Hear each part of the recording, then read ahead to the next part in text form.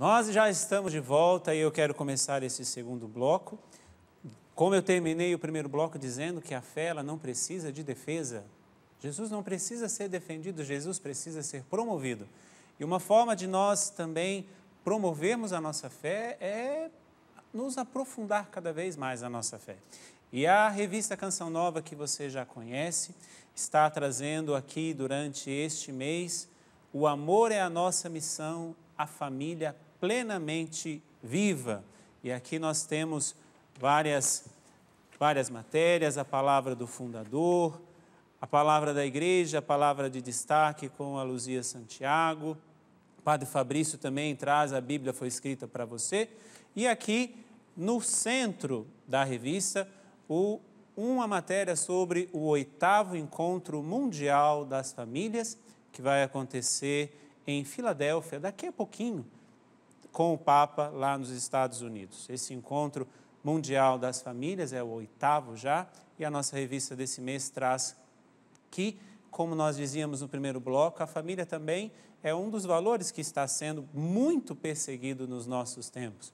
E por isso que o nosso Papa Francisco tem aí feito um sínodo para as famílias, tem feito este encontro mundial, vai fazer esse encontro mundial para as famílias, para que a família não precisa de defesa, não. A família precisa ser promovida. Para você adquirir essa revista, basta você ser um sócio da Canção Nova.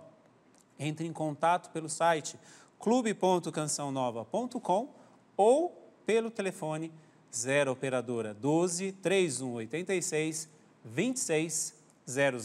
12 3186 2600. Gabriel, nós temos um vídeo agora para mostrar.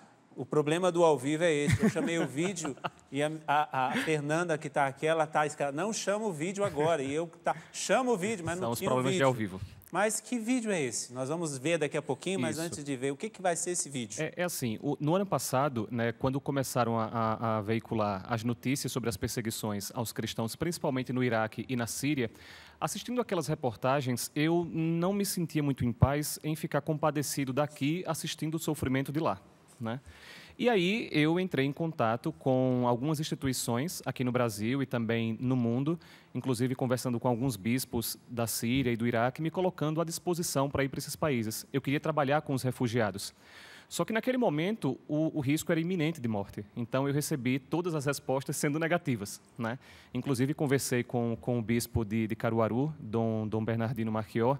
Ele estava em Roma nessa ocasião e conversando com um dos bispos da Síria, esse bispo mesmo estava dizendo que não conseguia voltar, né? A situação era tão delicada que ele não conseguia voltar para a Síria. Só que aí eu pensei, eu não posso simplesmente não ir e ficar por isso mesmo.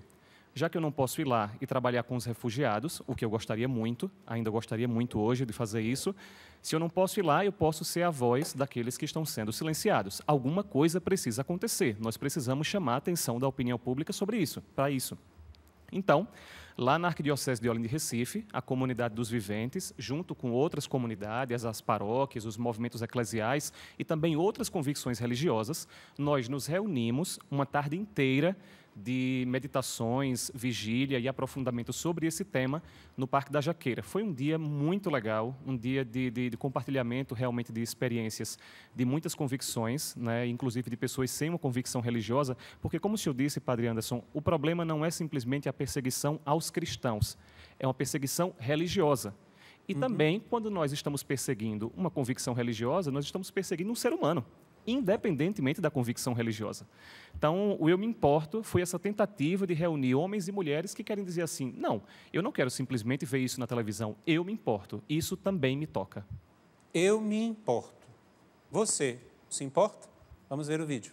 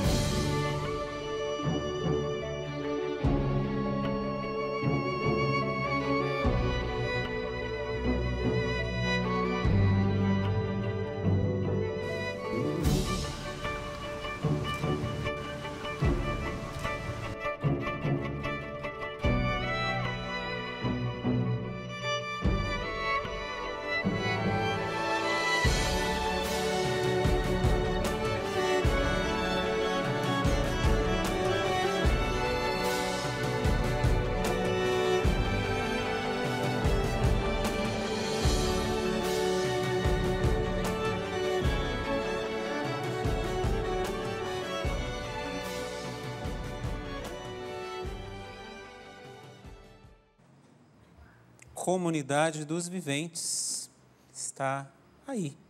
Eu me importo. E você se importa?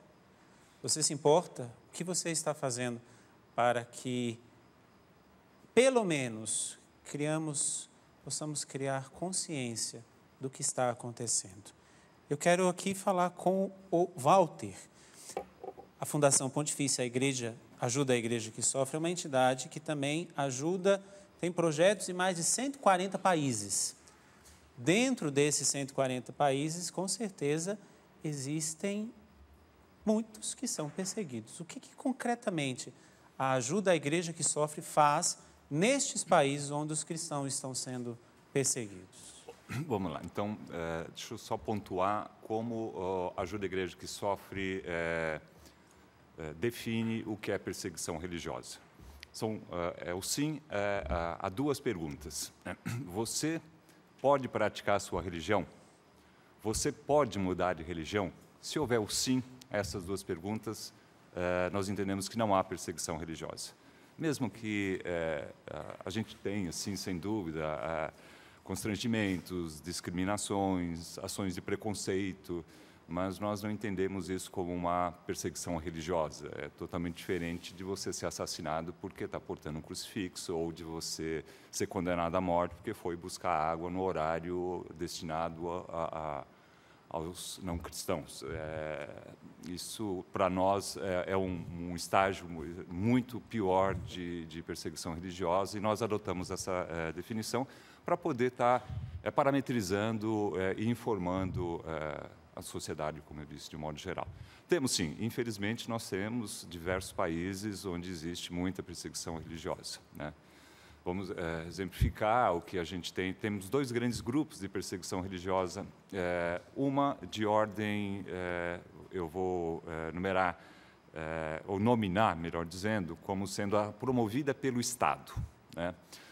E a outra promovida por outras religiões, né? Então, numa situação como nós temos hoje no Oriente Médio, a perseguição religiosa se dá por outras religiões. Na China, na Cuba e outros países do leste, a gente tem uma situação de perseguição religiosa pelo Estado. Okay? Como a própria Coreia do Norte também. Exatamente. Tá? Essa perseguição que nós vivemos hoje, por exemplo, no Oriente Médio, ela naturalmente envolve outros aspectos de geopolítica, etc. Né? O que nós fazemos é uma das ações, como eu coloquei no início do nosso tripé. Nós acreditamos no poder da oração. Nós acreditamos que essa oração realmente pode modificar a situação. E por mais que nós enviemos ajuda material, não é pouco, nós sabemos que é uma gota diante do mar de necessidades que eles possuem. Portanto, nós provemos, por exemplo, no dia 6 de agosto, agora, o Dia Internacional de Oração pelos Cristãos no Oriente Médio, que marcava um ano da fuga de 20 mil famílias, naquele caso, a maioria cristãs, da planície de Nínive, no norte do Iraque, né? Hoje ajudamos 13 mil dessas famílias, são 13 mil refugiados, né, que estão fundamentalmente em Erbil, principalmente em Erbil, Korosh, de modo que eles tenham, no mínimo, um teto, um abrigo, algo para comer, e fundamentalmente ajudando na educação das crianças, porque todos os arcebispos, não importa de que rito, todos eles são muito objetivos. É preciso ter um futuro. É preciso que essas crianças possam sorrir, ao menos no Natal, ao menos na Páscoa, né? Então, nós ajudamos com escolas para elas também. A ajuda material, que é a parte de ação que nós fazemos. Então, esse tripé de estar orando, de estar informando sobre o que realmente acontece lá, das informações que nós temos, e ajuda material, que é o que a gente consegue estar fazendo. E essa ajuda, ela acontece de que maneira? Acontece pela doação de pessoas, pela doação financeira de pessoas, mas ela chega até estas pessoas de que maneira? Imagine que numa situação de guerra, né, como no Iraque ou na Síria, você não consegue fazer uma transferência bancária como você faria por aqui. Sim. Essas coisas são enviadas em espécie mesmo. Nós temos pessoas que vão... E acho que é uma coisa muito bonita do que é essa igreja nesse momento, porque existem diversas organizações que não estão fisicamente presentes, mas colaboram. A colaboração dessas entidades se dá na compra, no que a gente chama no varejo. Nós, os padres atuantes lá, nós conseguimos comprar, por exemplo, alimentos no atacado e fazer as cestas básicas, com arroz, com feijão, com açúcar, né? Eles não têm o hábito de comer feijão. Mas isso é uma coisa muito bonita, porque ajuda e mostra ali a solidariedade de todos unidos e rentabiliza, sem dúvida, a doação de cada um dos nossos benfeitores. Então, são pessoas que já estão lá, então, no caso, esse dinheiro em espécie... Nós ajudamos as igrejas já existentes, já de diversos ritos, não importa. Lá na Síria, por exemplo, caldeus, melquitas, greco-melquitas, no Iraque também, assírios, caldeus, latinos, todos os cristãos. Então, se neste momento tem pessoas que queiram ajuda a igreja que sofre, o que essa pessoa concretamente pode fazer? Essa pessoa, por exemplo, que quer fazer uma ajuda financeira a estas pessoas que estão lá sofrendo essas barbaridades. Como que a pessoa pode fazer uma doação para nós, da Ajuda à Igreja que Sofre, que nós transferimos esses recursos através da aprovação de projetos. Só para explicar, não existe assim, eu peço R$10 e você me dá R$10. Não, você me justifica porque você quer esses R$10 e depois eu fiscalizo se esses R$10 foram realmente orientados para aquilo que você nos solicitou. Entendo. Então, foi para alimentação, foi para abrigo, foi para uma escola, foi para um seminário, um monastério e assim por diante. São projetos. Tá? Vocês têm números, por exemplo, de quantos cristãos, pelo menos no Oriente, quantas famílias sofrem esse tipo de perseguição? Ou eu estaria fazendo uma pergunta muito difícil, dando números? Também numa situação de guerra é bastante complicado ter números confiáveis, mesmo das organizações como a ONU, é tudo muito restrito numa situação de guerra, as informações não são claras, né? Mas sim, nós temos uns números que são alarmantes, como no caso da Síria, a gente tem 4 milhões de refugiados fora do território sírio. E nós temos dentro do território sírio, ou nas proximidades, como o Líbano, o Iraque, cerca de 11 milhões de refugiados.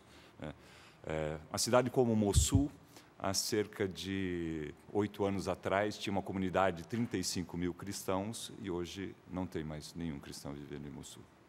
Todos foram obrigados a se refugiar pelo ataque do Daesh, que a gente conhece aqui como Estado Islâmico, e por outros grupos também que atuam lá. E essa ajuda à igreja que sofre ali, ela ajuda financeiramente, mas existe ali alguma certa resistência desses cristãos que estão ali, ou dessas pessoas que estão ali, que muitas vezes não querem sair dali? Existe essa possibilidade de levar essas pessoas para outros lugares, outros países, ou não é esse o trabalho de vocês? Nós ajudamos a igreja onde ela tem necessidade. Sim. Então, a ajuda para o Líbano hoje é fundamentalmente para quase 1 milhão de refugiados sírios que estão vivendo no Líbano. Né? A gente tem uma situação lá que seria mais ou menos assim: as pessoas de mais idade acreditam que vão voltar aos seus lares depois que as forças rebeldes ou do ISIS forem dominadas. Os jovens já não têm mais essa esperança. Os jovens já buscam sair de lá de uma forma ou de outra. Né? Esse fenômeno que nós vivenciamos hoje dos refugiados tentando de qualquer forma chegar na Europa, primeiro porque já não é mais possível ficar lá perto da casa deles, porque imagina que é uma cultura totalmente distinta, né, a deles com a cultura europeia. É que eles já não conseguem mais ficar no Líbano, na Jordânia, na Turquia, porque eles não conseguem mais receber essa quantidade de refugiados. Entendo. Então, como eles não têm nada a perder, eles partem para uma situação como essa. E nesse caso, os refugiados específicos, a maioria é sunita, ou xiita, alauíta, mas não é cristão. Com os cristãos, nós temos envidado os maiores esforços para que eles possam permanecer naquela terra, que é a terra dos primeiros cristãos. Né? Sim. Muito obrigado, Walter. Eu vou aqui para a Aline, mas antes de ir para a Aline, eu quero dizer aqui que existem, citando aqui de fontes, inclusive, alguns países que os cristãos são perseguidos. Então, o primeiro país, como você disse, né, que é uma perseguição também estatal, Coreia do Norte, aí depois vem Somália, vem Iraque, Síria, Afeganistão, Sudão, Argélia, Colômbia e Tunísia. Esses são mais ou menos os 10 países mais difíceis de ser cristãos. Então, a primeira postura nossa agora é oração, mas também tomarmos consciência de tudo que está acontecendo. Você está aí na sua paróquia, você está aí tranquilo, você pode sair com um crucifixo, como foi bem dito, você pode sair para vários lugares, fazer inúmeras coisas, com uma camisa, inclusive, com alguma estampa de santo, mas lembre-se que existem muitos irmãos nossos que precisam se manter escondidos, sem poder dizer, ao menos, que acreditam em Jesus Cristo. Aline. O Alexandre Pasqualini, de São Paulo, nos escreveu: há algum tempo, o Papa Francisco disse que a crise dos refugiados é a ponta do iceberg de um sistema injusto. Como a Igreja e os cristãos podem proceder para dar o amparo a esses cristãos sem ser uma solução paliativa? Padre Mário.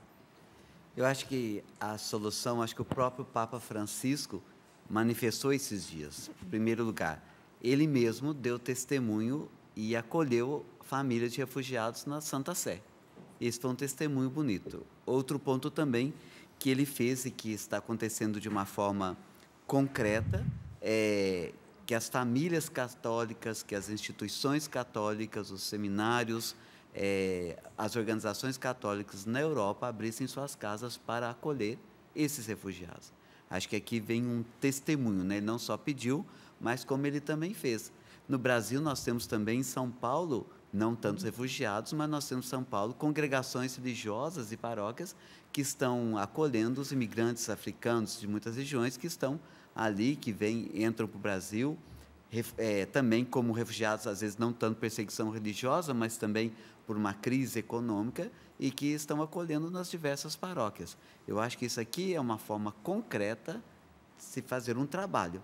Também tem esse trabalho, nós vimos os dois que já falaram aqui também, que é um trabalho da igreja. Então, acho que acolhendo, rezando e, sobretudo, tendo atitudes concretas, né, de uma ajuda também econômica, financeira. Gabriel, o que a comunidade dos viventes ela está fazendo ou ela pode fazer justamente dentro dessa pergunta, para que não seja apenas algo paliativo, mas para que realmente aconteça já o que nós estamos vendo que em breve acontecerá, que também esses refugiados, eles já estão chegando ao Brasil. O que vocês lá em Recife e também em outros lugares onde vocês já estão, o que vocês estão fazendo?